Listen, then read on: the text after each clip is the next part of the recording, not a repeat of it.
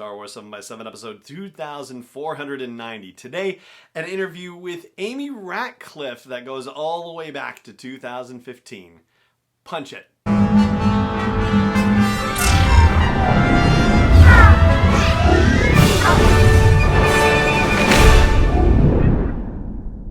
Hey Rebel Rouser, I'm Alan Voivod and this is Star Wars 7x7, your daily dose of Star Wars joy, and thank you so much for joining me for it. So, the deal with this episode and the last couple of them, and a couple more to come for that matter, is that I'm going back in time. I'm checking out interviews from 2015 from Star Wars Celebration Anaheim. And one of those interviews was with a person who I think at this point is actually possibly the person who has been a guest on the podcast more than anyone else. It's Amy Ratcliffe. This particular one was her first time on the show.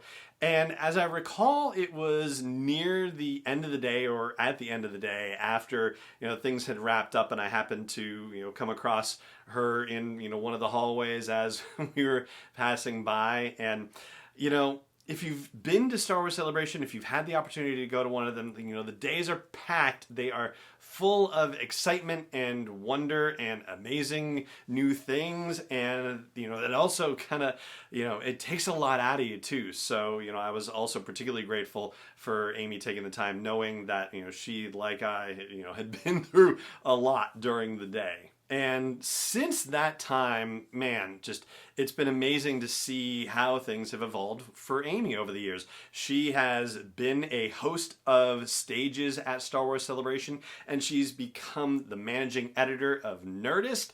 And she has authored multiple Star Wars books, including Women of the Galaxy and The Jedi Mind, and just published yesterday, The Art of Star Wars Galaxy's Edge. And she has another book coming out in just a few short days. I think it's coming out on May the 4th. It is A Kid's Guide to Fandom. So really exciting and amazing to see how that journey has unfolded for her. And as with the other interviews I've shared so far over the past few days, the question I posed to her was, why Star Wars? And this is what she had to say. The theme I connect to most in Star Wars is hope. Sometimes I get in arguments with people about why Star Wars is called A New Hope, Star Wars 4, because they're used to calling it just Star Wars. And I'm like, no. People are like, no, but there's a start. It means there's a war and all these things are happening. But I'm like, no, it's hope. This is the place that the Rebel Alliance kind of has their first big victory that we see. And it's hope to change the galaxy, and you see that theme continuing from episode 4 back to the prequel trilogy. You definitely see it in Clone Wars, and it's been a huge part of Rebels this season. So, and it's weird because I don't think I'm an optimistic person. I'm actually fairly cynical and kind of grumpy. I'm like Chopper on Rebels, so I would never push another droid out of a ship, maybe. But hope really, I don't know, it touches something warm and fuzzy inside and makes me feel better. And especially in Rebels this season, there was one moment it hit me when Hera was talking to Ezra after something horrible had happened. And she's like, no, you just have to hold on to hope. I'm butchering it. I don't remember the exact quote, but they had a moment at the end of the episode, and it was just, I'm like, yeah, like hope it will get you through, and it's a really strong message. So that speaks to me and keeps me, that's just one of many reasons, but I think that's the strongest, why Star Wars, why I like it so much. Love it so much. Yeah.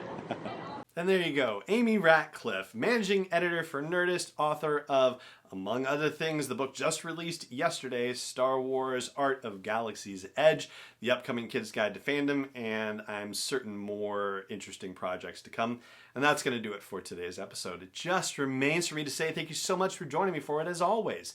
And may the Force be with you, wherever in the world you may be.